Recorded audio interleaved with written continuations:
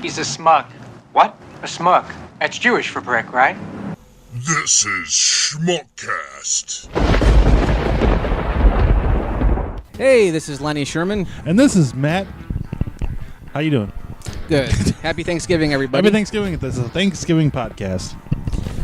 So you run the show here. You've got something you want to share. You were going to do this anyways, right? So, I was going to do this by myself solo because we haven't. Why don't you have a little color commentary? I'm going to let you take the floor, but I will interject when I feel like it. Well, I've just been doing the videos, my videos on YouTube for a while. Jay Ganthor is my YouTube handle. So embarrassing. Sorry. And I was doing this as a video series of my top 100 films. Yep. And I still might put some more out there, but they take a long time to do. And I don't do this full time, obviously. I work 2 other jobs. So it's really hard for me to sit down every day and people know this. Try to do other stuff. You're being rude. Let me talk. I'm sorry. To the people. Yes, sir. Don't cut me off. Dick. Balls. But it's really hard to do these videos and actually get the clips and everything for 100 movies and then talk. I'm trying to hide my list so that when I run down this list. Well, anyway, I figured it'd be easier to do this as a podcast. And when I was going to do this by myself, I was actually going to run down my top 100 and talk about each one. But with Matt here today, I'm just going to kind of run down I'm going to do a shotgun of my top 80 movies. And then when I get down to my bottom 20, I'll talk a little bit more in depth, I guess, about what makes them great, why I feel they're on my list. You can do it how you want if you want. You can go over each one. Well, it'll be like a 5-hour podcast. No, well, maybe a minute. Well, go over a minute. I'll start at the bottom, and if you have a problem or if you want to know why it's on there, we can talk about it. I'll start at number 100. We already did the 30, right? You already done 30? I did 30. I know them. But all right, so go to 69. No, I want to start with 100. I want to do this right. Top 100. Go. Just a quick, little pre-speech I'm going to go into here. These are not like what I consider the 100 greatest movies of all time. And these, there might be other movies out there that I just didn't think to add on the list. And these are not in any kind of order until I get down to like my top 20. So, it's hard to rank 100 movies. It's impossible to do it. These aren't ranked? It's like not until you get to like the top 20. Yeah, it's just like a collection of movies that I really like. Oh, yeah, that's good. I'm going to just shotgun through the first 8, my bottom 80. If you have any questions, just buzz me. And I won't buzz you. Just go ahead. All right, here we go. Do what you got to do. It's Thanksgiving after all. Yes. So, in every 10 movies, I'll tell you what number I'm on. I'm not going to say number whatever for each one. Just go. All right. You're being such a dick right now. Go. God. All right, number 100, the original Last House on the Left, directed by Wes Craven. Ugh. Killer Clowns from Outer Space. Little Shop of Horrors, the 1986 one with Rick Moranis. Man on the Moon, The Island, Bride of Frankenstein, Interstate 60, Hook, Lethal Weapon, Back to the Future Part 3. Number 90, Star Trek IV The Voyage Home, Aliens, Paranormal Activity, Rambo, the 2008 version, Star Trek, J.J. Abrams, Star Wars Episode 4 A New Hope, Titanic, Day of the Dead, Zombieland, Guardians of the Galaxy. Number 80, the Sam Raimi Spider-Man, Army of Darkness, Harry Potter and the Sorcerer's Stone, Indiana Jones and the Last Crusade, Wreck-It Ralph, Toy Story, Street Fighter 2 movie, Beverly Hills Cop, Star Trek II The Wrath of Khan, Porky's. Number 70, Police Academy, The Lord of the Rings, The Fellowship of the Ring, The Terminator, Berserk, The Golden Age Arc 1, The Egg of the King, Alien, Harry Potter and the Goblet of Fire, Eddie Murphy Delirious, Nightmare on Elm Street 3, Dream Warriors, Terminator 2, Judgment Day, Gladiator. Number 60, The Lord of the Rings, The Two Towers, Jaws, Planet of the Apes, the 1968 one, obviously, Berserk, The Golden Age Arc 3, The Advent, Bad Santa, Star Trek 3, The Search for Spock, The Toxic Avenger, Heavy Metal, Pulp Fiction, Friday the 13th, Part 6, Jason Lives. Number 50, Trick or Treat, Scream, Chasing Amy, Star Wars Episode 3, Revenge of the Sith, Bill and Ted's Bogus Journey, Clerks, Gremlins, Sweeney Todd, the Demon Barber of Fleet Street. The Fly, the Jeff Goldblum version. Lethal Weapon 2, number 40, Die Hard. Back to the Future, The Karate Kid, the original. Gremlins 2, The New Batch. Clerks 2, Nightmare on Elm Street, the original. Raiders of the Lost Ark. Star Wars Episode 5, The Empire Strikes Back. Apocalypto. Red Eye. Number 30, Monty Python and the Holy Grail. Private Parts. A League of Their Own. The Wedding Singer. History of Violence. Interstellar. American History X. Jurassic Park. Berserk, The Golden Age Arc 2, The Battle for Doldry. And number 21, Spirited Away. And then I've got my top 20. Here we go. Number 20. There's two of us here. Well, if you want to talk about each one individually, you should do your own 100. Shut up, Matt. Number 20 is Goodfellas. Okay. You introduced me to this movie. Yeah, I thought so. If I had to pick one movie from like the mafia genre, obviously the big one is The Godfather. But I don't know. Both movies are very well known, but I like the energy and the narrative structure and the glorification of the life in Goodfellas. Mm-hmm. Whereas The Godfather feels almost Godfather is a very classy movie, and I just think The Godfather is almost like the Bible of cinema. Almost, it's just such a well-known movie that it's one of those things that when I first saw it, at least, it didn't have the impact on me personally. Maybe because it's already a movie that's so engraved in culture. And I think when you look at something like Goodfellas, it's just a movie that I enjoy a lot more. I got a lot more out of. There's all the hallmarks of a great movie. Exactly. Great cast. And the music that they use in Goodfellas. Oh, yeah. Again, good camera work. The way that Ray Liotta glorifies the mafia life, which is something that The Godfather definitely does not do. Yeah, they're like exact opposites of each other. Yeah. Whereas but yeah, right, Goodfellas embraces, of course, that great shot of them going from the car to the, through the basement out to the restaurant just shows, every door was open for them. Yeah, and I love, like I said, the musical choices. I love the scene where, I forget the name of the song, but the one where they had just done the big heist and all the bodies start turning up. Oh, yeah, yeah. And Ray Liotta's voiceover. Yeah, I know the song. Yeah. But the trailer is actually done to that song.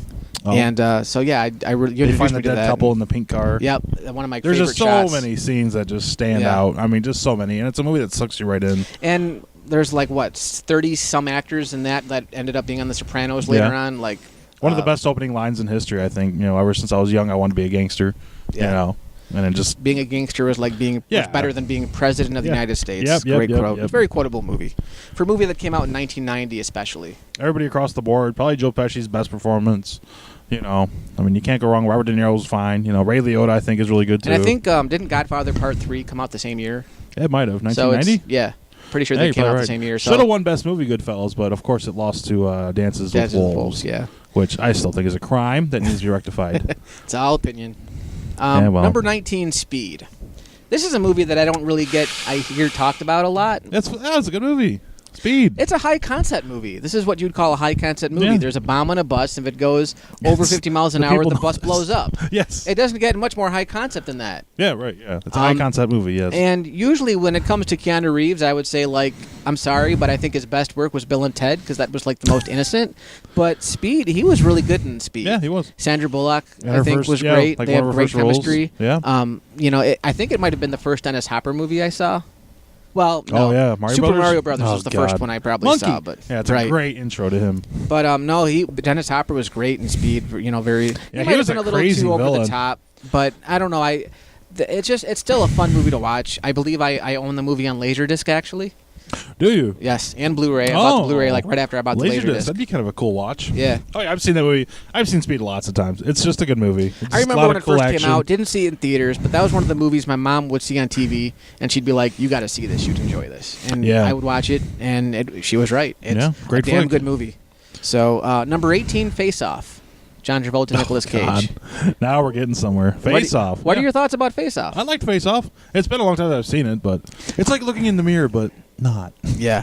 The performances are over the... Which is fine. A lot of overacting, but I think it's intentional. On purpose. Yeah, exactly. It feels like John Woo just recognized the talent of these actors, and he was just like, go nuts. Just fucking show me what you got. And great movie. I watch it all the time still. Oh, do you? It's It's on my iPod, so at work I listen to it a lot. It's Great very script. entertaining. I mean, good story. Even though it doesn't make any sense, but it's still fun. Yeah, that's it the makes point. sense. They change It's faces. not. Yeah, I mean, it's not the most logical story. It, Right, it well, that's what asks I you to meant, take a lot of logical. But leaps, it's fun. but But it's I don't a know. fucking It's, movie. yeah, Yeah, I it's mean, a fucking movie, dude. Exactly. It's a great concept. This isn't a historical biography. And I love the trailer for that movie. It's the trailer that starts off with John Travolta as Sean Archer talking about how he spent years trying to capture Nicolas Cage, and then the camera does this long shot where it pans around and it shows the back of John Travolta, and then by the time it comes around, it's Nicolas Cage. Yeah. And it was great because it gave you the concept without showing you any scenes from the movie. And We gotta watch that. We never watched Face Off together. That'd be fun. I love Face Off. Put it I in have right it on now. Blu-ray. We gotta start watching it right now. I want to. It's great. Actually, it's awesome. It's a long movie. That's like 2.5 hours. I'm sure. It's not long, but 2 hours and 20 minutes. Yeah. Yeah. And it's got that the ending now. When I see the ending now, I don't care for when he brings home Nicolas Cage's yeah, it might son. be the weakest part of the movie, but Yeah. that doesn't. It that's doesn't fine, ruin though. the movie. It's so much fun up it's to that. cheesy. that Yeah. I'm not gonna say that ruined. Yeah. I even like Gina Gershon in the movie. She's really Yeah. good. I don't know. I find her very sexy for Doesn't some he reason. goes to his house and like smokes cigarettes in front of the daughter or whatever? I've Like, got a completely- government job to abuse and a lonely wife to fuck. I love that line. But I actually tear up in this movie. There's a Okay. great Nicolas Cage scene where he's trying to convince his wife Eve that he's actually her husband, and he talks about the story about how he once took this date out for surf and turf and she broke her teeth on a rye seed. And they went all night looking for an all-night dentist, and the dentist was so drunk that he fixed the wrong tooth. And even though it hurt like hell, she kissed him. Mm-hmm. And it's such a great John Travolta performance, and I always tear up when I see that scene. It's all the details in that speech. You know what I mean? All the little Yeah, details. it's just a great performance, and it's one of those things where the whole movie is over the top, but then he gives you this really genuine performance out of nowhere, and it just works so It well. made me want to see this movie now. I love this movie. Was that John Woo? That was John Woo? Yeah, okay. And John Powell, who did the score, because this is one of the first soundtracks I ever bought on CD, did the soundtrack for Solo. Another great movie. Not. Wasn't John Woo the one who did Bride of Chucky? No, you're thinking of Or did John Woo do Freddy vs. Jason? No, thinking of you're somebody else. talking. The same director directed those two movies, but it's not John Woo. Some other Chinese guy. Yeah, he's Zheng Wang. of Asian descent. I forget the guy's name. It's not John Woo. Okay, so anyways. Okay, so number 17, Starship Troopers. Now, originally in my top 25, I had this above RoboCop. Where's RoboCop? Okay, hold on. Where's RoboCop? And we'll maybe we'll get to it, maybe not. Okay, fair enough. But I genuinely really enjoyed Starship Troopers, and I think I saw Troopers before I ever saw RoboCop. There's nothing wrong with saying it's Paul Verhoeven's second best film. I mean, easily. That and RoboCop are definitely his best Well, movies. if you look at Starship Troopers, it has a lot of similarities. The visual look, the commercials. the commercials, Yeah. the type of satire. It's like the same universe. You Right. would almost think it. Exactly. So, and Starship Troopers has a very likable cast of young kids. Except for that Busey kid. No, fuck him. Oh, I liked him. I liked the whole With his cast. fucking buck teeth. And I like Dina Meyer, who plays Dizzy. Dina Meyer, I've seen Oh, in a yeah. lot of TV shows. She gets naked. A little bit, Better yeah. make it 5. Denise Richards was the first movie. This Oh, might have been the yeah. first That's big right. movie she was in. I forgot Denise Richards It's the was first in movie that. I saw her in, and Wasn't she's Wild Things very after? attractive. No, Wild Things was before. Was it? Maybe. I don't know. I want to say it was after Wild this. Things was 97. This was 97 as well, I believe. Right, both same year. So, But yeah, she same was, year, yeah. but yeah, I just really like the cast. And a lot of people have said, I guess, one of the criticisms is that the acting in this is really bad. But I don't know. I don't find it bad. I find it Casper serves... Van Diemen's a little over the top, maybe, but Which one? Get the lead Casper. actor. On later watches, I don't like how he gets so goddamn serious towards the end of the movie when he becomes the leader of the Roughnecks and everything. But Rico's Roughnecks. Michael Irons is great in this. I love Michael Irons in pretty much everything he does, even a bad movie, which is this is not. I think The bad guy in Shawshank Redemption, right? Isn't it? yeah. Is that Michael Irons? No, it's a different actor. Michael Irons is the guy who plays Yeah. the teacher who Bite on this, becomes. son. It helps. Yeah. I know. Anyways. Yeah, that's Clancy Brown. Who Yeah, else? it's a pretty good movie. Yeah. It's just fun. It's just I bugs. love Starship Troopers, and this is another one. Any one of these movies I can watch over and over again, and they'd never. Even if I notice some flaws in them later on, I can still I don't care. Like the positives far outweigh any negative My things. favorite might be when they land in that base and they get overrun by the bugs. You know what I mean? And The there's giant bodies vagina flying everywhere. brain bug. Yeah. Yeah. That might be probably The scene best where part. Rico is Casper's character is on the bug, and he like punches a hole in there and puts the grenade in the bug's body and it gets explodes. his brain sucked out at the end. Yeah, a lot of great stuff in this movie. I can't say enough good things. Number 16 might be a movie you haven't seen. I don't know. It's called The Family Man. No, directed by Brett Ratner, starring Tay Leone and Nicolas Cage. Nicolas Cage again. Yes. 2 movies in your top 20. And again, I cry at this one. You know what this one is about? The Family Man? No, I've never heard of Don The Family Cheadle's Man. in it, by the way. So what it is why don't you tell people about sure. Nicolas Cage is. It starts off with him and Tay Leone. They're like college lovers, and it's at an airport, and he's about to go onto this internship in Paris, I think, or London. And he's going to be away for a year, and Tay Leone tells him, please stay. I have a really bad feeling that if you leave on this plane, you're never going to come back. And just stay, forget the plan of our futures. Let's start right now and build a future for ourselves. Don't tell me too much. I might want to see this movie. Well, this is just the first scene. Okay. This is the setup. Okay. So he says to her, 100 years can't change how I feel for you, and 1 year in London is not going to change that, and he leaves. And then it takes place 11 years later. Nicolas Cage wakes up to a girl that you think might be Tay Leone because she's got the same hair, and it shows her from the back. And then you realize, well, it's 11 years later. He's this rich. He works on Wall Street, so he's this like rich Wall Street guy, lives in a great apartment and everything. And he's not like a jerk or anything like that. He's not a Scrooge. He's a likable character, but you can tell he's kind of a yuppie. He's a big deal. And he gets a call from Kate Reynolds, who is the Tay Leone character, and it's 11 years later, and he's wondering what the hell. So he's kind of contemplating if he should go see her or not. And then he runs into Don Cheadle's character, and Don Cheadle. This is just set up. This is just the setup for the movie. Don Cheadle, he has a lottery ticket at this convenience store run by these Asian guys, and he's like, check this out, man, I got the winning lottery ticket. And the Asian guys won't take his ticket. They're like, you take the ticket somewhere else. You draw in the 9. That's exactly how they sound like. So Don Cheadle's character pulls a gun, and Nicolas Cage comes out and kind of saves the day and tells Don Cheadle, you don't need a gun. Why do you need this? Let's make a deal and everything. And he buys a ticket off Don Cheadle's character. And then he tells Don Cheadle, like, I've got everything I need. What do you need? And Don Cheadle, you find out, is like an angel character. And he tells Jack, I'm really going to enjoy this. You don't know what this deal is yet. And he just tells Nicolas Cage, have a good Christmas, because it starts off on Christmas. So the next day, Nicolas Cage wakes up in bed next to Kate Reynolds and his girl, Tay Leone, and they've got kids, and it's Christmas morning, and he lives in this house in suburbia, and he doesn't realize how he got there. Wow. And what it is he's being given a glimpse of the life he would have had if he had stayed with Tay Leone. And and the movie is about him. So it's basically a modern version, I think, of It's a Wonderful Life. Yeah, almost. I was just about to say, yeah. And this one gets me too. Okay, yeah. So tell us why. If you look at a lot of the criticisms for this movie, it's too sappy. With this kind of movie, I think that's fine, because I would definitely define. A lot of people always ask, like, what makes a good Christmas movie? Right. And I feel like just because a movie takes place on Christmas, like Die Hard, that doesn't make it a Christmas movie. A Christmas movie gives you the feelies, like what this movie does. Mm-hmm. And this movie starts and ends on Christmas. So it's got that feeling, and I think those kinds of movies, like It's a Wonderful Life, I think for a while was criticized as being too sappy. But for movies like this, it works. And yeah, I know. If you look at like Rotten Tomatoes, I think it holds like a 40%. Not that always matters, but I really enjoy this movie, and I find it really hard for me to find anything wrong with it.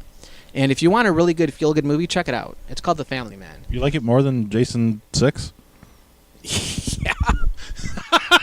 Let me be perfectly honest. The only reason that Jason Lives is on this list is because Friday the 13th, it's really not. Yes, it is. It's really not. Damn broad. None of the Friday. Stay in the kitchen.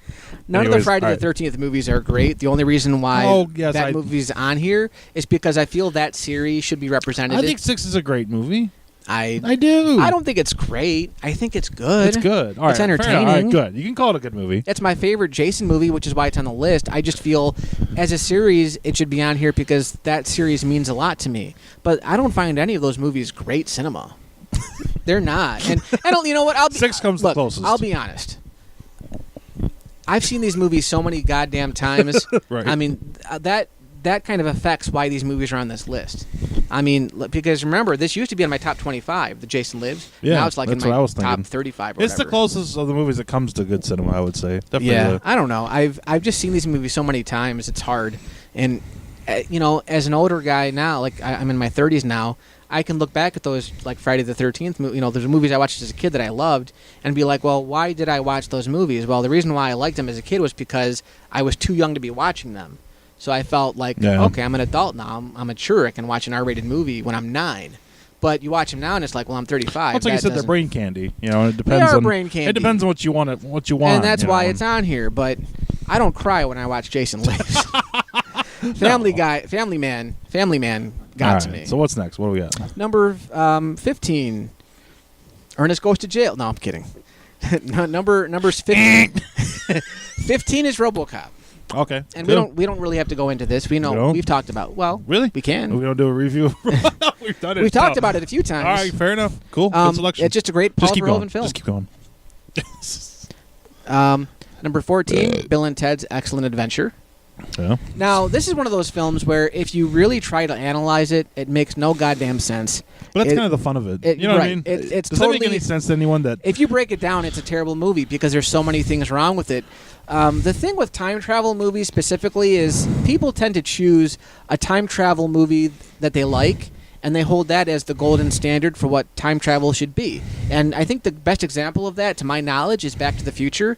People look at the rules laid out in that movie, and they kind of automatically think, well, those are the rules of time travel. Those rules make sense. But those rules, like any other time travel movie, are just fictional rules. Somebody made that shit up. Every movie has its own rules, man. So with this one, if you compare it to like a Back to the Future, and you're like, that's the golden standard for time travel movies, yeah, you're going to have a problem with Bill and Ted.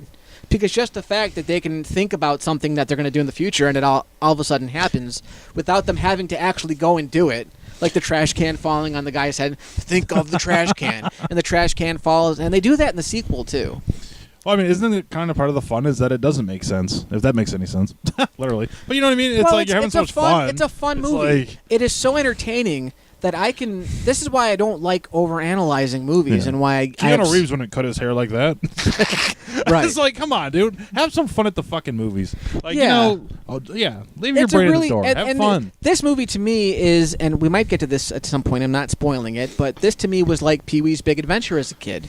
This was one of those movies you see as a kid, and maybe you don't understand everything about it, but I can still watch this now and genuinely be like, this is a fucking fun movie. I thought it was actually kind of smart how they play with the timeline and how they had to, like, I forget, their future selves were setting themselves up in the present, right? Or something like that. I thought that was all pretty clever stuff. And, again, with the breaking of the rules, the fact that, like, with Back to the Future, they established that you can't travel across space. Like, you can't start California and all of a sudden end up in Europe in the Middle Ages. Like, wherever you were time traveling to, it would be the same spot. Whereas in Bill and Ted, you can go anywhere. Mm-hmm. You know, stuff like that. I don't think Back to the Future set any precedent. Every movie has its own rules. Well, it just kind of feels like if you really get into the people that dissect these movies and are looking for logical things. Film junk. Hi, Film Junk, if you're listening. Hello. So not just film junk. We'll talk about them in a minute. Not just film junk. So I want to know what you got out of these guys. I mean, you've listened to their stuff a lot, so. Oh, film junk? Yeah, I'm just interested, like, what you're taking. But you can get on the list. Well, just listen to one of their podcasts. I mean, it's one of those things where they just love to analyze movies. But sometimes you just realize, like, you can only analyze movies so much, right? And analyze the flaws so much. If a good movie to you is just a movie that doesn't have any flaws, well, then you shouldn't be watching movies because all movies are just things that people make. Yeah, they're stories. We embrace them despite their flaws. It's the first stories are people writing pictures on caves. That's a story. You're right. Yeah, that's what a story was, and that's what a movie is now. It's just part of their flaws is somewhat endearing. It's kind of the endearing part. I mean, of it. stories weren't. I don't think stories were ever meant to be a 2-hour art form. Right. And in 2 hours of film time, you're going to find flaws. You could tell the whole plot of a movie in about 2 minutes. And I just that's why I don't like overanalyzing films. And I love movies. And I just sat October and watched like 40 horror movies back to back. Yeah, analyzing it's fun. But if you overanalyze shit, there's a lot of. Is it really fun to it or nobody likes doing it? And Film Junk makes a good point of saying this. They like a lot of movies they love. They hate analyzing them because it ruins a lot of movies. But that's what science fiction and fantasy are. Like, you can only be so logical to a point where it's like, come on, man, it's a fucking movie. So did 2001 make your list? No. It did not. Okay. Although maybe Anyways. eventually. All right, so look at this. number 13, Here we go. Tim Burton's Batman. Favorite Yeah. superhero movie of all time. No, Very Dark watchable. Knight. Huh? What'd you I'm say? a Dark Knight fan, but yeah. Oh, are you really? Yeah, I love Dark You like Knight. Dark Knight better than Tim Burton's Batman? Probably. Yeah, I think it goes deeper. Really? I think it goes deeper than Batman. I thought Christian Bale's films are fine. I don't think they needed to be as deep as they I think went. the Joker's just as good. I just think the story's a bit more compelling. Now, than I Dark Knight. get annoyed when people compare Jack Nicholson's Joker to Heath Ledger. I don't want to compare. I'm just Well, saying, I'm just like, saying I get annoyed by it because there's no comparison. They're There very isn't. You're different right. people. I like them both about the I same. thought the story in Dark Knight is a lot more compelling to me than Batman. There's I just guess more I can- going on. There's more I guess I can serious. see that, but that's why I like the Tim Burton Batman the most. Yeah. Is it simple? And Yeah. my problem with the Dark Knight, and I still, Here we even go. when I watch it now, it's if Here we you go. take Heath Ledger out of that movie, I don't think the But movie if you take works. Jack Nicholson out of Batman, it's not going to be as good either. I don't think that's completely true. Because I think that Kim Basinger, as over the top as she was, and I know she's an actress in that movie that loved to scream. Everyone likes to say that Vicki Vale just screams a lot. But I thought the performances were good enough that they're Jack good in both Nicholson made a movies. great Joker. Yeah, he did. But Michael Keaton made a great Batman and a very interesting, even if it was a different take on the, because from what I understand, Bruce Wayne is supposed to be like a womanizer. He's supposed to put on these shows in the public spotlight to keep people's mind off the fact that he's Batman. And obviously in the Tim Burton one, he's not like that. He's very kind of, he's an introvert, keeps to himself a lot. He's very But mysterious. these are your favorite movies. I mean, I'm not, I know. I didn't mean to interject. No, and say, a lot of people well, I love think the Dark Dark Knight's Knight. better. But I just feel like if you took Heath Ledger out of The Dark Knight and put him in Batman Begins, or let's say The Dark Knight was the first one of the Christopher Nolan movies. Right. I've always said a great superhero movie has to focus on both the villain and the hero. And Dark Knight was all about the Joker, I felt. I didn't think Christian Bale at that point was that interesting. I thought Batman, the original, was a lot about the Joker, too, though. He had a lot more screen time than Michael Keaton, if you look it up. I'm pretty sure. I'm not talking about screen time, though. Well, we'll focus on you it. learn a lot. It's very interesting. If you break down Batman, the first time that you see them together, it's Batman against Jack Napier. Right. The second time you see them together, it's Bruce versus the Yep. Joker. And then the third time, it's they're Batman both. versus Yep. the Joker. Oh, yeah. So I don't think it's about screen time. Yeah, I think it's just about the movie focuses on both.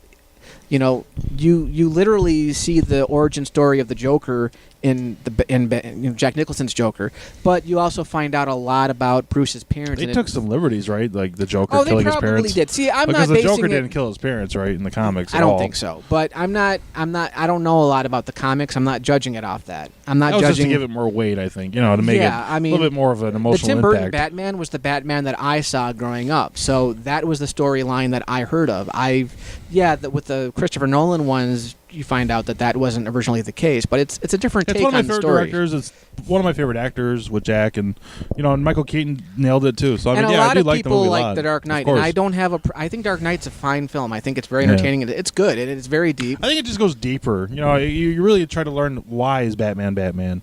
Whereas Tim Burton's version really doesn't ask any of that. It just, I just think it But goes I deeper. also think Tim Burton's movie is.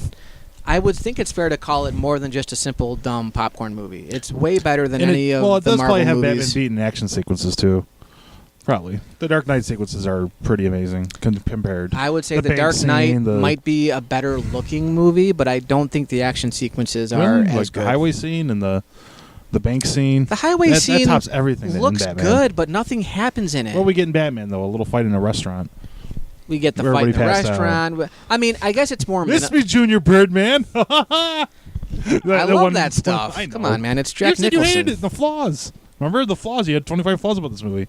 Did I? Yeah, remember? You were saying how, why did the Joker's men have pink cars, and what's with the scene of him dropping a bomb in a warehouse? He didn't do anything. It's a style You did. thing. But like we were saying, you embrace movies even with their flaws. That's just part of loving movies. Well, if I'm saying stuff about the color of the cars, that's me being nitpicky. Just because you were okay. It's Yeah, on our. I was being We'll have to nitpicky. look it up. I We'll think have I to was look just it up, folks. being. No, I remember what you're talking about now. But that was just a nitpicky thing, just to nitpick. I Okay. mean, because I can't find a lot of things I Analyze. dislike about Tim Burton's Yeah. Batman. And it's got a lot of great lines. like I said though, So many great lines. I thought with Christopher Nolan's Batman movies, just going back one more time, Batman Begins already set up Christian Bale as Bruce Wayne. And the Scarecrow was not very interesting in that movie, I didn't think. No. So then you get to The Dark Knight, it's all about Heath Ledger because we've learned everything about Bruce Wayne. I thought why does he do Batman and who is Batman? I thought Batman Begins did a pretty good job of doing all that, but it didn't have a very great villain. And that movie had two villains. It had Liam Neeson and it had the Scarecrow. Yep, you're right. And then in Dark Knight, you had Heath Ledger. You had Two-Face, but he was And kind of... Two-Face. He wasn't And like I a even- villain. He was like a fallen hero. you Yeah, know? and that's who Two-Face really is. So, Yeah. I thought there was just a lot going on in The Dark Knight, and I just thought Batman was a more simplified film. It is yeah. And to definitely. me, it still holds its own. I can watch. Here's the thing. There are two things I'll say before I move on. First of all, I can watch Batman 1,000 times. Another movie I listen to all the time at work, and I never get tired of it. Dark Knight. I'm not going to watch Dark Knight anytime soon. And Well, there it secondly, is. yeah. And secondly, I don't have anything else.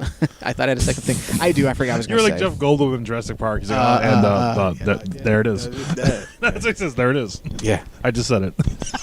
All right, moving on. Number 12. I got two things to say. Number La la la la la. And well, that's it. number 12. Okay. A point of contention with you. Indiana Jones. Don't do it, Lenny. And the Temple of Doom. Don't do it. All right, moving on. I guess. You want to talk about it? Go ahead. We've done this many times before. I like it better than Raiders. Hey, you are entitled to your opinion, even when you're wrong. All right. Back to the Future. Number 11. Back to the Future Part 2. What's your problem with this movie, sir? Back to the Future's better. Sorry, but okay. The original's Anyway. better. I'm sorry. 2's fine. It's a good sequel, but I'm sorry. The original's perfect. I just don't. Yeah, I'm sorry. I enjoy Part That's 2 fine. more. I'm happy. That's for all I you. can say. Yeah, I think that's all right. Number Anyways, 10. Pee-wee's Big Adventure. these are getting worse because we're. Oh, okay, good. Arguably my favorite Tim Burton movie. Just about. This was one that I saw, just like Bill and Ted. Although Pee-wee, I don't think is a dumb. It's dumb, but not in the way that Bill and Ted is. It's dumb, but in a fun way, like intentionally dumb, kind of. Yeah, well, it's he's making these movies for kids. What's your favorite Tim Burton movie? It is. Yeah. Well, yeah, it's on your list. Probably, If yeah. they're ranked, I would actually probably say it is probably my favorite. Just because I mean, they're two totally different films. Like, It's hard. Pee-wee's Big Adventure is so different from anything else Tim Burton does. really? It is. No. Everything else he does There's is still, weird, you can tell it's a gothic Tim stuff. Burton movie though. Oh yeah, like the nightmare sequences and like stuff right, like that. certain really segments for sure. The evokes large Tim Burton. Marge sequence and all. Yeah. Certain things, but a big portion of that movie is so Very not lighthearted and right, colorful and yeah. But it's so much fun. You know, we've It's a very talked fun about the movie. I think we did the review of it on the one we were on the visual. I forget. Yeah, great movie. I think we did Pee-wee's Big Holiday or When whatever. do we get to see the basement? Great movie. Say it with me. Adobe. Adobe. And Pete was just like, we got to see that sometime soon. I love that movie. Yeah, it's. I need to probably buy my that favorite on Tim Burton. Blu-ray. That's great, something great I would double musical dip. score too. Yeah. Just a classic, and it's good for kids. Like kids could probably like it too. Just has that goofy. And it's weird because Pee Wee is like so annoying to me. Like, you know what I mean? Like, is he really that funny of a character? He just like someone you'd want to punch. But in the movie, he works. It's weird. He's like a child. I guess that's It's the a very point. quotable movie. I'm trying to use the Just- phone. He just drives the motorcycle into the billboard. It's just that long shot. And you hear it like way off in the distance. That's what makes it so funny. It's a great Anyway, film. so yeah, we've gone. All right. Even Dan likes it, so that tells you something. Number 9, Who Framed Roger Rabbit? Great choice. Yeah, they were talking about it on the Robert Zemeckis podcast today that I was listening to, and they gave it pretty high praise. Still I holds still up. think Back to the Future is a better movie, but all right, keep going. All right. No, fair enough. No, you can keep talking. I was like, Number 8. no. Talk about Roger Rabbit. I'm Roger sorry. Rabbit? I wasn't well, cutting you I off. mean, I do think that as a film that was very big in 88 when it came out, I think Yep. 87, 88 Yep. with the animation. And it wasn't the first movie that blended animation, but I still think most of that stuff holds up very well. Oh yeah, definitely. Given the fact that, you know, today with like digital characters, they're trying to make them photorealistic, but it's obvious these are cartoons. They're not trying to make them realistic.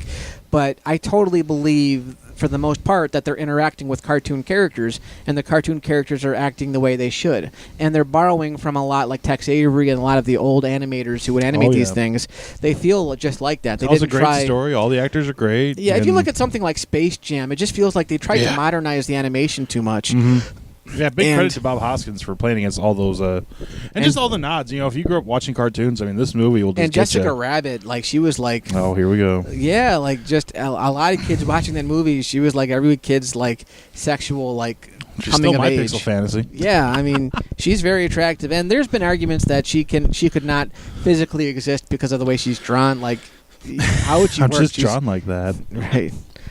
Yeah. So, I mean, I don't know I else love to the say. score. I mean, I love Robert the story. Zemeckis' best film. Oh no, you got Forrest Gump. But yeah, Oh, you yeah. ruined it. All right. Well, oh, for God's sakes, Lenny! It's very close to being How many times his have you best said? film. Okay, I know. anyway. The number- people know this Shut up. by now. Such an asshole. What? Number 8, The Lord of the Rings, The Return of the King. Fair. I used to like this better than Return of the Jedi, believe it or not.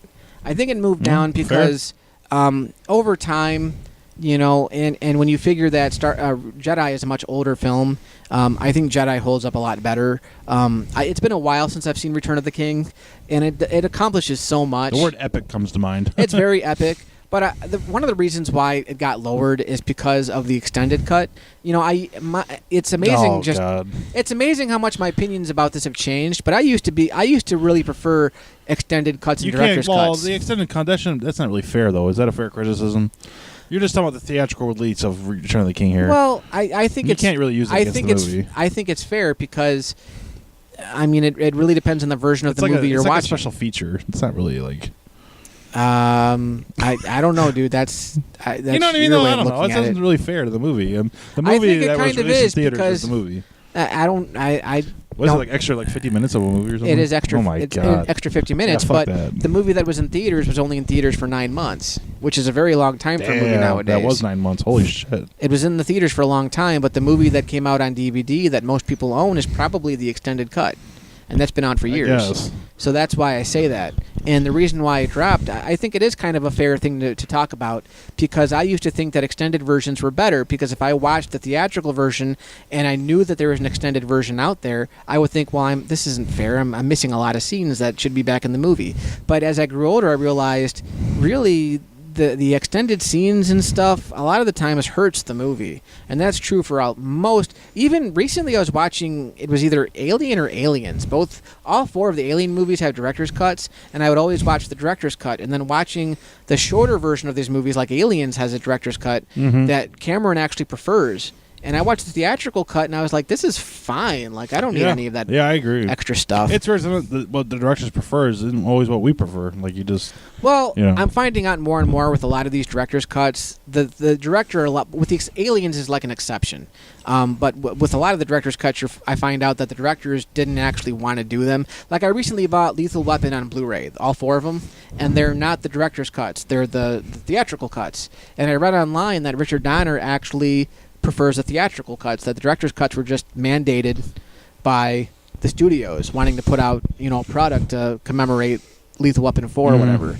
So, yeah, I don't always find Interesting. extended cuts Well, it's better. definitely one of the greatest achievements in film. I mean, It is a great film. especially of the I last love 30 it quite- years. It's number 8 on my list, so I love it quite a bit. except for the gay ending. I love the ending, whatever. Don't- Oh, Pippin! Hi, Frodo! Hi. that's not what happened. That's what they do. They're jumping in bed together. Anyway. Oh my God! Don't get offended. The hobbits are gay. Okay. Number 7, Star Wars Episode 6, Return of the Jedi. Yeah, okay. I'm not going to talk about it Moving because, yes. Because what? You can say it. Why is it? I just enjoy the film better. I can't really say. I will say stylistically, Empire is better photographically. Empire is a better looking movie. And yes, I know Jedi borrows a lot from A big New Hope. Lucas fanboy. You don't even count his movie. I do at number 86 for Return. I'm just saying. Hey, look, I will say that first of He's all, like your hero of directing it. You can't even. All right, I'm sorry. Lucas had to hire the director. That's what a lot of people don't understand. And Lucas was on set for Jedi quite a bit. There's actually scenes in Jedi They said it was secretly that a lot of people, by him. Lucas directed quite a bit of Yeah, that no, movie. he probably did. Because Richard Marquand, I guess, didn't really have a background in special effects, It's been so he rumored needed that- a lot of help. It's been rumored that Lucas actually did So- shoot a lot of that stuff. And there are reasons why it's got like a second Death Star. Like creatively, they had nothing else to, Yeah. they had nowhere else to go because with Lucas's script, he had used up a lot of his script in the last two movies. So when they got to Jedi, they had to recycle a lot of stuff, and it's been accused as being like kind of like the crowd pleaser of the first three movies. But I don't know. I like it. There's a It lot wrapped of things that up holds nicely. up They to all it. got to dance with the Ewoks at the end. The Ewoks don't bother me. I actually really like the That is it. Ewoks. No, they're fine. So It was a good ending. it wasn't like the friggin' Porgs in Last Jedi. You know, so. Princess Leia let her hair down. They're all dancing. The It shows all bikini, the another sexual awakening for a lot of kids. Yeah. So and Jabba the Hutt is my favorite Star Wars villain. I'll say it right here. I love Jabba the Hutt. Well, there you go. Over Darth Vader. Yep. Okay. I just love the design of that character. So anyways- I like the idea of this big, giant, slug-like gangster. Right. No, he is quite the effects So, extravaganza. number 6, Ridley Scott's The Martian. You've seen The Martian, right? Yeah. Good I've movie. seen this movie so many times. Yeah, it's a if good you would have movie. told me, because this came out the same year as Force Awakens, if you would have told me I was going to like this better than the new Star Wars movie, I would have told you you're out of your That was a fucking good mind. movie. I don't even like Matt Damon that much, but he really was really good in this movie. Yes. He definitely blew me away. I didn't know he was such a good actor. I liked him in like Departed. He was good in too, but like this was definitely one where, like I was pretty impressed by his Yeah, I work. got to go back and see Departed. I saw that movie in Huh? chunks, and I couldn't really. Chunks. Oh, Departed is a great flick. Yeah, I've Leo, heard. Leo DiCaprio, I know. I got to go see Mr. it again. Scorsese, or what do you call him? Yeah, Scorsese. Scorsese. I don't know. Yeah, Marty. Anyways, I really enjoyed this movie, though. It's just a lot of fun. It makes me feel like, because I don't think this is based on a real story, but it feels like it is. It's been compared to Apollo 13 a lot, which it's kind of the same type of story where you're rooting for it's fascinating an how he astronaut. learns to survive on the moon. Yeah, and and he's just a botanist. But I Mhm. like his narration. I like when he's talking a lot to the camera and he makes jokes and stuff. And I love performances when the actor's by themselves. You know what I mean? Matt Damon Yeah. didn't work with anyone. You know, I For think a of lot like of it. Castaway with Tom Hanks. I love It's the a lot music. like that. The music, Oh, both yeah, both the yeah. score and the music. The David Bowie It's Ridley stuff. Scott, man. It's a great Ridley movie. Scott's a really good filmmaker. Yeah. I like his work a lot. Yep. And another one is he's got Alien and Gladiator on the same list. So Yeah. he's becoming. Maybe Blade Runner sometime. We'll see. I doubt it. Wait, that is Ridley Scott. Yeah, that is. It is. Yes. Oh, That's okay. why I said it, Dick. Well, I didn't know. I You forget knew it was sometimes. Ridley Scott. I forget who. You know how many. It he's was his done. brother Tony Scott. What else is? What else has Ridley Scott done? I gotta see something else of his. I did There might be- Prometheus. He did Tell Alien. on the ways, but fuck that movie. Really? You didn't like I that? didn't like it. I know everyone loves it. I'm like, this feminist bullshit. Get me out of here. All right, moving on. So these next Sorry, these ladies. next 5, they definitely here we belong go. in my last The 5, big but the nitty-gritty. ranking might be a little off. It's really hard to rank these movies. So here we go. Number Schindler's 5, List. Schindler's List. Yeah, great movie. Yeah. Okay. Moved down quite a bit. I can't. Number 5? Number 5. When was the last yeah. time you seen it? A Been a couple while? nights ago, actually, I popped it in. Did you? Yeah. You watched the whole thing? No. Oh, No, but I don't have to. I've seen it a lot. it's hard to watch. It's isn't it? another. Doesn't it hit not- home? Not it hits any. home It does hit home, but not anymore because there is a story. The thing about it, if you watch interviews from Spielberg, I guess what he set out to do with that movie was he wanted to do a movie that was just basically in your face. This is the Holocaust, and this is what happened, with nothing but dates. He wasn't interested in telling a narrative story. But I disagree. If you watch Schindler's List, there is a story arc there. It is about Schindler and how he hired Yeah. these Jews just for cheap labor, not because he cared about them, but something midway through makes him care about them, and he becomes this kind of flawed Kind of like character. when he sees the girl with the red coat. Yeah, Pretty much. and Amanda still asks me about the Red Oh, Coat. God. Schindler's List is coming back to theaters sometime in December. Dude, And we're going. I told Amanda I wanted to We go. are going. And she's like, "Oh, finally, I'll figure out what the girl in the red coat's about." And I was like, "You're not gonna learn." I always from- thought that was the kind of the turning point in the movie because you see the look on his face when he realizes what the Nazis are doing is really wrong. You know what I mean? And just when they're on the hillside and he sees the liquidation of the ghetto going on and just people getting lined up and shot. Yeah. He knew that's the turning point in the movie. That's when he realizes that this is wrong what they're doing. There's just so know. many good things about this movie. Just so many. How far did you get in the movie last time you saw it? Not far. You fell asleep? I fell asleep because I put it on before I went to bed just because I Because felt I know like the watching first it. like half hours is like a big party.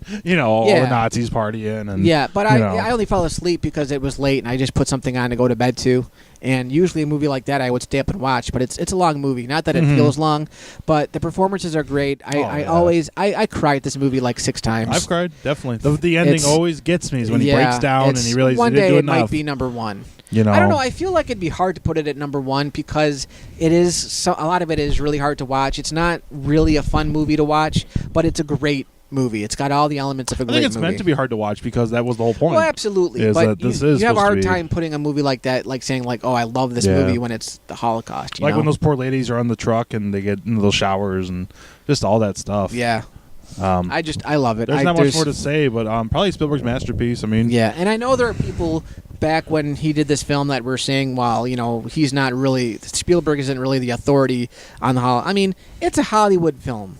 You're going to take some liberties. You're going to do something to tell a storyline. This was a arguably the very greatest personal film, story. probably based on history. It might be like I an would actual say this historic is event. definitely my favorite Spielberg film. Yeah, I that's- probably agree. That's saying quite a you bit. know, I'm a big Jaws fan, but I acknowledge it's a better film. Just Yeah.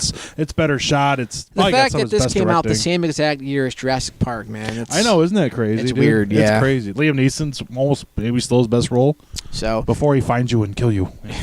don't So, judge me on the good for next you, though. I'm 4, happy to but hear it's hard to. I don't know where I would put this in my top 5, but number 4, Groundhog Day, my favorite Bill Murray movie. Oh, okay, Love it. cool. That's another one that's kind of a Christmas movie, even though technically it's not. Just a very feel-good movie, very well written. It was ranked as like one of the top 30 scripts ever written by the It's a great. Writers Guild of America. Yeah, They did like the best it's- screenplays ever written. It's It a was great up there. script. Yep. And I Number know. 3. Here's Uh-oh. one that you're gonna fight me on. Rocky. Fight me. Rocky I Balboa. don't fuck Rocky. Yeah. All right. Rocky Balboa. It's top 3 films of all time. Yes. All right. I Over love- Schindler's List. See, that's, Like you said, you're that's- gonna change it probably. That's why I said it's really Okay. hard. But Rocky Balboa, I'm gonna say it right here Say it. that I've never been a huge fan of the original Rocky. Over time, it has grown on me quite a bit. It's a great movie. I really enjoy it, but The first 3 Rocky movies are all pretty good. I watched Rocky 2 recently, which I used to praise. I used to like Rocky 2 a lot more. And then when I watched it recently, I was like, yeah, I can kind of see what critics are saying. Like, not a lot really happens. Even though with Rocky 2, the reason why I do like it a lot is because there's more drama with Rocky. You know, Right. with him figuring out, they got a lot of mileage out of it. But a lot of that movie, like the middle section, is just him kind of trying to figure It stuff felt like out. the same movie all over again. Kind of, It's the same guys it fighting. Kind of It's the did. same. It kind of Yeah. did. And of course, he beats So, him, which you know was going to happen I don't anyways. think I don't think I would really consider Rocky 2 better than the He original doesn't Rocky. take any chances. Like you know, he's going to win anyways. Yeah, well, I just so it kind of think- makes the fight a I little think boring. my problem with the original Rocky is that it's almost too real, which Too is real. which is Huh. fine. That's one of the high praises about that movie is it feels genuinely Very real, realistic. Yeah. and that's fine. But I don't feel like I'm watching a movie sometimes. I feel like it's just a camera crew following this guy around, Yeah. in like a news story. That's like almost. every movie though. They are pretty much following a person around.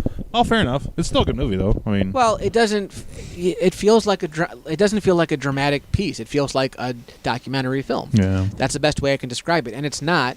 But just the style of Is it. that like my favorite Rocky shot in all the movies? Is like when Mickey yells at him about his house or something like that, and there's just that long shot of Mickey walking away, and Rocky comes down the stairs, runs after him. It's a and- great shot. Yeah, I love that scene. So there's a lot of stuff that I constantly love, and I'm starting to like the sequels less and less.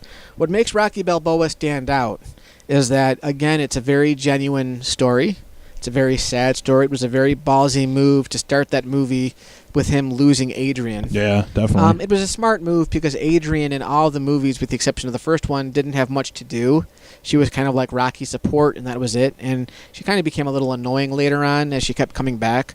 But it was still like she is kept kind going of back. she is kind of a staple in the series. So to kill her off, starting with Rocky 3, Rocky was losing everything. He was, in 3 he lost Mickey, and then in 4 Apollo died. 5 he lost his house and everything. So 6 he loses his I wife. almost think he did everything for her. Whose name does he scream at the end of the movie? Adrian. It's like so to start the movie off with her dead, and that being kind of the inspiration for him wanting to box again, is very symbolic of what she really meant to him, and I love that aspect. I love the way it's shot, because you don't think of Sylvester Stallone as a director; you think of him as an action star, really. So the fact that he directed—this isn't the first one he directed. He directed most of the sequels, but he directed this, and it looks amazing. This is the best looking Rocky film. Yeah. It feels very genuine. If you haven't seen it, have you seen it? Yeah, we watched it at my house. Did we? When Rocky you came over to Balboa? Quinder. Okay. I remember watching it. I don't remember it that well, but yeah, we watched it. Well, I remember when I first saw this movie, I didn't really like it. It just felt kind of different, and again, it had the kind of realism thing that the first one did, not to the same effect. Right. But the way that the fight is at the end when he fights Mason Dixon, who's a real boxer, by the way. It's the way it looks like it's on pay-per-view, the way it's shot. And this has got to have my favorite quote in movie history, this one movie, where he's talking to his son, and he says, it's not about how hard you hit. It's about how hard you can get hit and keep moving forward. Yep. How much you can take and keep moving forward. My favorite line. I use that from day to day. It is such a great quote. Yeah, it is that's a good one. better than, frankly, my dear, I don't give a damn. It's better than... It's my favorite line in movie history. And for that, it is. And because I use that in my day-to-day life. Now, that would be a good podcast material, your favorite movie lines of all time. Well, we'll see. Maybe for number 30. Is this number 29? I don't know. So anyways, we know your top two because they've been the same forever. Number there's two, nothing wrong with that. Number 2 and 1 have switched. Number 2 is Forrest Gump. And I can't say enough things about this movie. I know people have a lot of flaws with it. I know people say it's a silly movie. The movie is told through the eyes of Forrest Gump. He's telling this story. So the way that things are represented in the movie are the way that he remembers them. And that's why certain things come off as kind of goofy. And then at the end of the film, when he finally meets Jenny and he's done telling his story and we're kind of following the rest of his life, it's not happening through his eyes anymore. It's happening like real, like we're actually witnessing the rest of his story happening. So that's why the last 20 minutes or so when Jenny tells him she's dying and stuff, there's not one bad performance. It's a very quotable movie. Mm-hmm. There's some very cool artistic decisions. Like when they're in Vietnam, they never show you the enemy. They always show you the stuff from Forrest's point of view. Yeah, all the visual effects that you don't even... Oh, shit. Hey, Glenn. The visual effects you don't even notice. Yeah, it's a great visual effect movie. There are some effects that don't hold up as well if you're really keen on looking at them, such as when they're when they chasing have with the car. No, that's great. I didn't even know that was I a thought you were special saying. effect. Okay, I'm sorry. No, one of the effects, a lot of the effects that don't hold up quite as well is when he's talking to a historical figure like JFK, stuff like that, where you can kind of tell they photoshopped him in or whatever. He gotta pee. Yeah, but those are minor things. I don't have a problem with them influencing history. I think that was all fun. I cry a couple of times when I watch it. You know, when Johnny dies, when Sally Field dies. Naturally. Even when Bubba dies, it's very emotional. Yeah. And a lot of people might call this a comedy. It's not. It's got some very funny moments. But it's a very well shot like a nice film. combination of everything. It's very got entertaining. drama, comedy. I've got it. I've got the movie on DVD, Blu-ray, and Laserdisc. You have How's a that? Laserdisc? I do have it on Laserdisc. How's that? So, How do you like that? yeah, and it's the film that proved that Tom Hanks could do drama. I think he did Forrest Gump before he did Toy Story, before he did Castaway. You know, the movie he did before this was A League of Their Own, which Probably was his most iconic role. Yeah, and his performance is wonderful. I don't have enough. Fully agree. I don't have enough good things to say about The most inspirational movie of all time is your number one, which is fine. The Shawshank Redemption. Which most uplifting movie you could watch. I don't think a lot of people really have a problem with that. There's a lot of people who feel the same way. It's very inspirational. I can even tell you where I was when I first saw this film. So when I first saw this film, it was on HBO. My dad had asked me to tape it for him. I saw like the beginning part where Randy got to the prison, right up to the point where they, the guard Hadley, beat the shit out of the lard ass, the fat guy. And then I thought, wow. On your feet. Right. I thought this was really brutal, but it really had me into the movie. But it was on HBO. I didn't know this was a theatrical film. I thought this was a made-for-TV film, just because I'd never heard of it. And I didn't know who Morgan Freeman was. Didn't know who played in Tim Robbins. I didn't know who he was. Didn't know any of these actors because I was like 15 when I first saw it. And I said one day I want to get back to watching the rest of this. TNT would run this movie in marathon sessions all the time, sometimes back to back. So I actually caught the ending of this movie with Andy escaping and how Red goes into detail. Mm-hmm. And I saw that before I saw the middle part of the movie. And it was like the most amazing ending I'd ever seen to any movie. I just didn't see that coming. And maybe that's why maybe some critics have a problem with it, is maybe that is predictable that, like, of course he's going to escape. He's got the rock hammer and everything, but I did Better than not. him dying in jail. But I didn't see with the poster covering up the wall. I didn't see that he was using that to plot his escape. Yeah, when you first see the movie, it's. Yeah. I didn't see you. You would think you would see that miles away, And the original title of the book was called Rita Hayworth in The Shawshank Redemption. Right. So, so I saw that ending, and I'm like, I really got to see the rest of this movie. Because that ending, originally they wanted to end the movie with Red on the bus driving to Mexico, and they wanted you to kind of wonder if he'd actually made it or not, which I don't think would have been fair. Someone else told Frank Darabont, like, you owe it to the audience at this point to show them embracing. And there was going to be a line at the end of the movie where when they embrace, they repeat something they said when they first met in prison, where Tim Robbins says, "I hear you're a man who can get these things," and stuff like. They're gonna and I think Frank Darabont made the right call in saying, "No, that's too corny. Let's not do that." Yeah, but, just having him not say anything and just but embrace. seeing them hugging and then the camera pulls out, great. You said it was gay. Huh? I thought you said it was gay.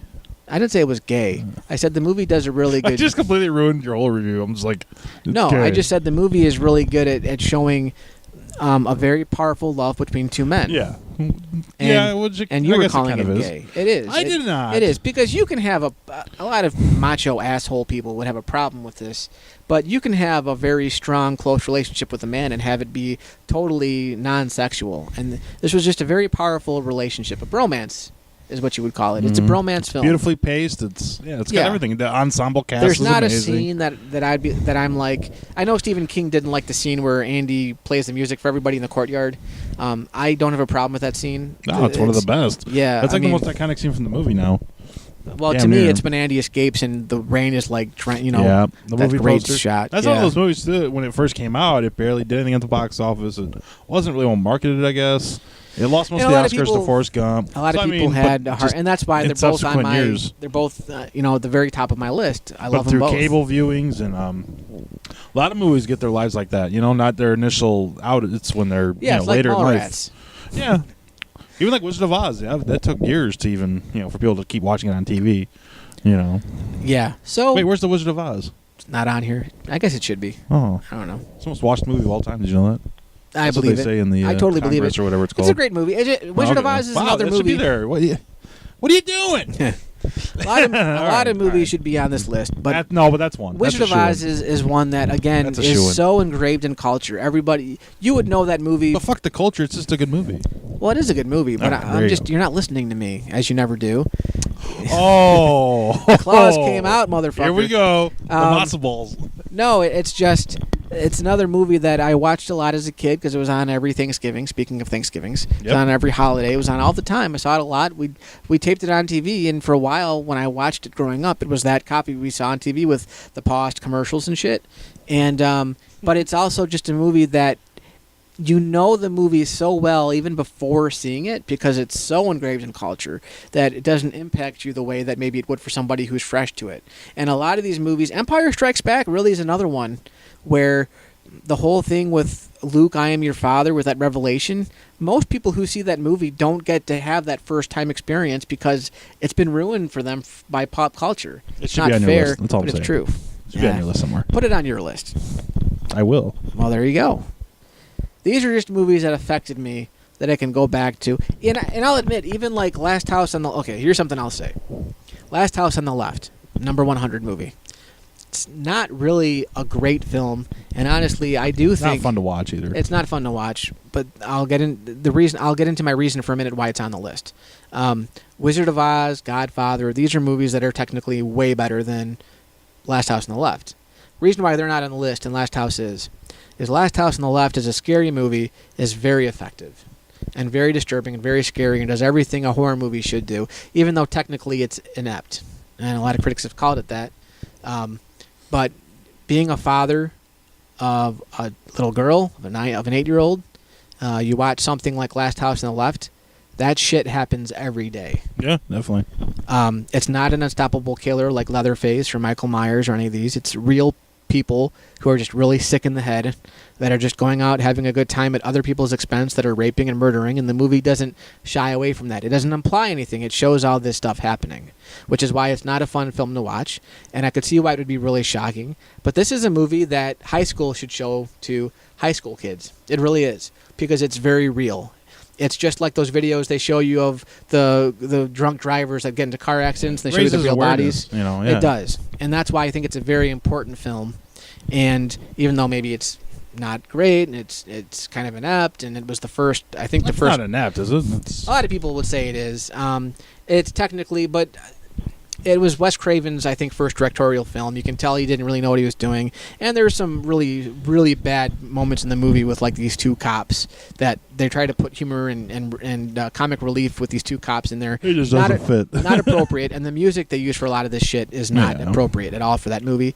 But that's just the thing. Whereas when I say something, when I talk about a movie's culture, Godfather, I've went over this in my video for Godfather. It's one of those movies that it's placed on such a high pedestal as a movie. It's like, even if you say I really enjoyed it, that's not enough. People will criticize you if you don't say it's absolutely the best movie of all time. It is. Jaws is kind of the same way. Jaws is on my list though, and I haven't seen Jaws that many times, but it's a very fun movie to watch for me. But with something like The Godfather, going into it, I saw this movie later in life when I was in my late teens, probably, is when I first really sat down and saw it on VHS, and I knew a lot about the stuff I was going to see. I had heard about the horsehead scene. Yeah. I kind of knew the story a little bit. There wasn't any big surprises in the movie. Very well acted, very well written. Cinematography is great. Marlon Brando is awesome. Amazing flick. Almost Al perfect. Pacino's awesome. Almost perfect flick. Really? Oh, well, I mean... But that being said, I can watch it and I can talk about it and I enjoy it. But at the end of the day, it doesn't have a specific effect on me. It wasn't a movie I grew up with. It wasn't a movie a lot of my friends talked about. I actually knew a guy who just liked it because he wanted to see all the kills. The same can be said about Schindler's List. About, like, what can we say? Not seeing it for a long time, and, you know. Well, but Schindler's List affected me in a big bad way. It really did. In a bad way, and Schindler's List is, I mean, I'm a Jew. So I grew up Jewish. I went to Sunday school. When this movie first came out, they were hammering the Holocaust down our throats. Yeah. I was so sick of hearing about the Holocaust, and I got so depressed about hearing about the Holocaust that I didn't want to see this movie because I was tired of it. And you watch a movie like Schindler's List back when you're learning about the Holocaust, it feels like required reading. It's almost like you're watching it happen. Like, it's the movie could be so real. Schindler's List affected me. Godfather, there's no moments in the movie that make me upset or make me feel anything. You don't have to defend why you don't have certain movies. I wasn't trying to, it is your list. But and that's the whole bottom line. But at the same time, people would probably be like, why do you have Jason Lives on here and not like The Wizard of Oz? Well, The Wizard of Oz, again, is a movie I saw as a kid, and I really enjoyed it. It's just not a movie that I'd go back to. It's just me. You don't plan on seeing it again? Not for a while. I mean, I will see it. I have it on DVD. It's okay. It's a good movie. Have you seen it as an adult? It's been. I think it's been a long time, but it's not a movie I would need to because I know that movie so well. Yeah, but it's still, I don't know. Like I said, but all these movies you know pretty well. You would say the movies that I just named, for the most part, yeah. There are a couple of on there that I like. Jaws, for example. It's a great movie. It really is. You just recently watched that like a couple months ago, or yeah. And it's something I saw as a kid, and I was like, "This is pretty good. This is better than I thought it'd be. It's better than like." Thank you for watching it with me, by the way, because that was always a big pleasure for me to watch. Yeah, that movie with it's you. a really good movie, and it's another movie we talk about in film school because of the script and the reason the story works. The editing is really good. Yeah, the music, obviously. I think that's one of the best edited films of all time. But I'll it's put it so out there. funny that was only Spielberg's second theatrical film, and that's still the movie that a lot of people talk about. Yeah, it's crazy they trusted him. And they don't talk about 26? They don't talk about Spielberg. They don't talk about Jaws like, oh, well, for his first movie, it was pretty good. They don't say it like that. They talk about the film like it's a masterpiece. Well, it's still one of his most praised movies. It is, and it's amazing. It is pretty crazy that his earlier movies are much more praised than a lot of his later ones. Yeah, fair enough. So. I don't know. Do you have any questions about any of the stuff? I think we wrapped everything up pretty good list? there, man. Thanks for doing your list. I think it's a pretty. I mean, I don't know. I can see why people would have some problems with, especially some of the sequels that are on there. The sequel thing, that's a personal opinion.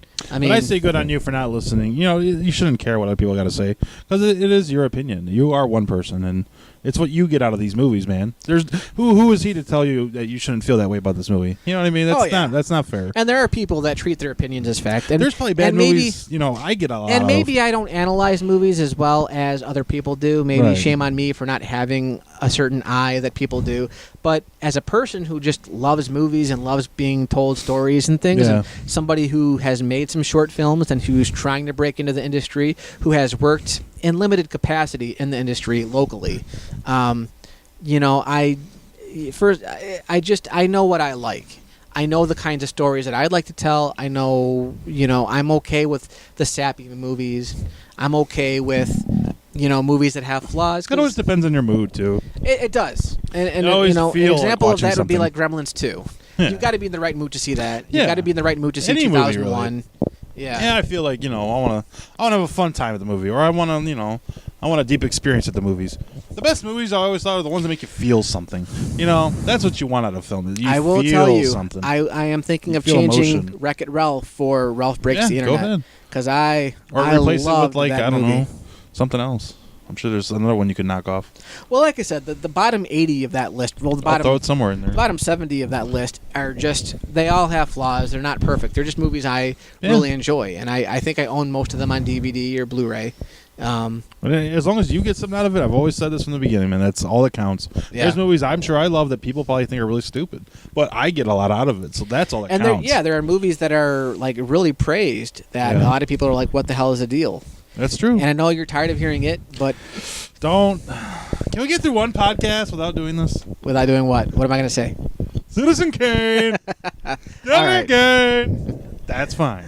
I like it. I watch it. I enjoy it. That's all that matters. But there's to a me. lot of people who are like they're like me. Like they understand why people like enjoy it, but they don't understand why it's considered like the best movie of all time. I'm glad it's a movie I like. I can watch and I'm entertained by it. And honestly, that's all that counts. I'll give you this. After watching all these Universal movies for the last month, I think I might be ready to pop in Citizen Kane. Whoa! Whoa! Hey man, you blew my speakers. Careful now. He said it. Yeah. You see, for 1941, it was a much different looking movie because it just You know, it's hard to go into a movie like even 2001 when I went into it this last time to watch it. I was kind of cynical about it. I was like, I don't think I'm gonna like this. But then I told you like I think it's been like 10 years since I've seen it. You know, maybe I'll like it. I don't know. And I sat through it and I thought it was fine. I didn't love it. But I thought it was fine. I got a lot more out of it now, and I think a lot of it was because I was like, well, maybe I'm expecting too much from this movie. I'm sure it goes without saying visually it's very good. It is. Visually it's good. The music is really good. The camera work is really cool. A lot of cool shots. There's a lot of cool things that it kind of asks from the setups are amazing. You. Like how a lot of like it's trippy, like the pencil that floats in the air and she grabs it. Yep. You know, I always wonder how they did it. You know how they did that, right? It's easy. A pane of glass. They had a tape to a pane of glass, and they had to rotate it just right so she could. Makes sense. Little things like that. They make you wonder how they Makes did sense. I like in the Lord of the Rings movies too that whole forced perspective thing where they'll put like to make Frodo look smaller than everybody else. They'll actually put him like a distance away from them to make them look small. I mean, it's a pretty cool thing. Oh yeah, especially like the Fellowship. All the little things they did to make. It's just like if I took a camera and I filmed you here, right, and I wanted you to be like a giant, and I wanted to film like a little person talking to you. Would actually have them standing I way would put off. Glenn like across the room and film it like I think you'd like Citizen Kane. It does little things like that. There's so many special effects that you don't even notice in that movie. It's like I said though, like we'll see. Not just Citizen Kane, but there are movies that are more about the visual aesthetic than the storyline. And there is such a thing as somebody who knows how to write prose, but their subject matter isn't interesting. I can't believe I heard this. You might pop Citizen Kane in your DVD player and try to enjoy it. You know, embrace it. Try to enjoy it. You know, if you go in thinking, whatever, we'll see what happens. Yeah, you know, sometimes you might not like it. When I saw 2001 again, I was kind of neutral. I was like, I don't know. I'm 35 now. I'm 35. Well, you're broadening your horizons a little. That's good. You know, I'm always trying to broaden my horizons. You are. That's true. I'm just now realizing how much my tastes change. They really have changed quite a bit. And the good thing about film is they've been done for so long, man. You can go so deep. The well of film is so deep, man. Well, I've seen a lot of old films. Yeah, I'm no stranger to it, but my perceptions of them change a little bit. But 18-year-old Lenny, not so much. Wasn't it? It was mostly Jason's and 90s movies, 80s movies, and me too. But as I've gotten older, even I've realized, the movies that I grew up with as a kid, I would watch the same 30 movies on repeat all the time. All the Jasons, all the Freddys, Ninja Turtles, Batman, Bill and Ted, Karate Kid. I was big on Karate Kid. Like the same 30 or 40 movies all the time. I didn't want to watch anything else because most movies to me were kind of boring that I saw because I was too young to appreciate a lot of that stuff, Then as I got into high school and I had the power to, I had an allowance, so I could go and rent movies and stuff. Yeah. I would check out stuff that I missed out on, and I started out with the easy stuff, Die Hard, Lethal Weapon, all that stuff. But then, independent film, I started going to film school, as you know, and people were talking about, Quentin Tarantino movies and, Alfred Hitchcock movies and all these other films, and even then I was too young to really appreciate a lot of that stuff. When Lord of the Rings first came out, I hated it. I don't know if I ever told you that story. I hated Lord of the Rings when it first came out. I didn't understand it. I didn't know why it was such a big deal. Now it's one of my favorite movies of all I can't tell time. how many times that's happened to me, man. I didn't like 2001. I know I didn't like. I thought it was boring. Honestly, I'm just so glad I revisited. I think a lot of people 20 and younger think that of a lot of those older movies. But I think the key is to revisit it because you get more out of it, and before you know it, you fall in love with it. I think a movie is judged by how many times you can watch it and be entertained by it.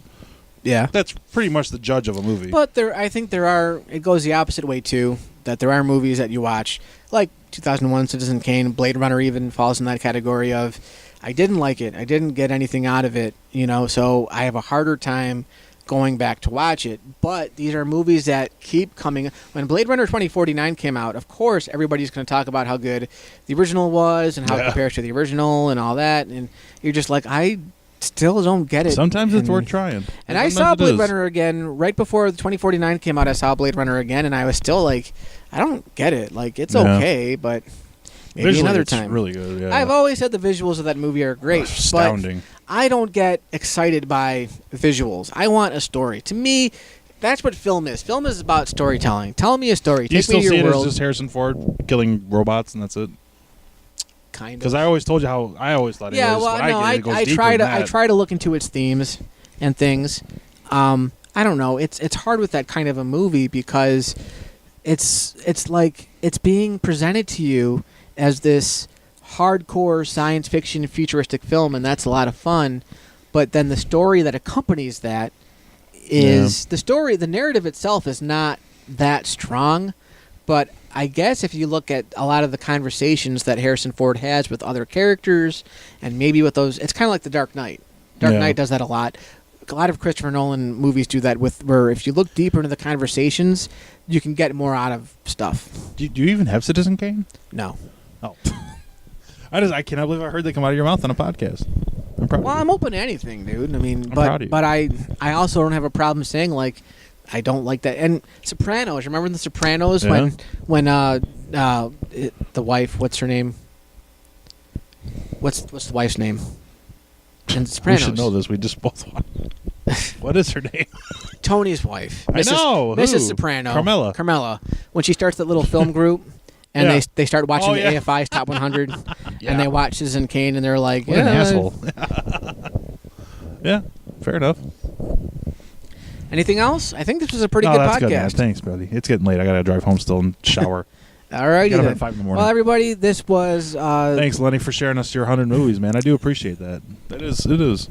This was our Thanksgiving podcast. I'm thinking of renaming the podcast. I don't think I want to do Schmuckast I anymore. love Schmuckast. We got the Schmuckast meter. We got the Schmuckast... the Schmuckast meter, which you invented, by the way. It's a great meter. Anyway, we'll get going. It's running kind of late. Yeah. It gets 2 headless horsemen. I'm going to go out and do some Black Friday shopping with no money. Are you? No. All right, well, let's get off the air. Bye, Lenny. Bye, All right, guys. take it easy. Happy Thanksgiving. Bye. Thanks for listening. He's a smug. What? A smug. That's Jewish for brick, right? This is Schmuckast.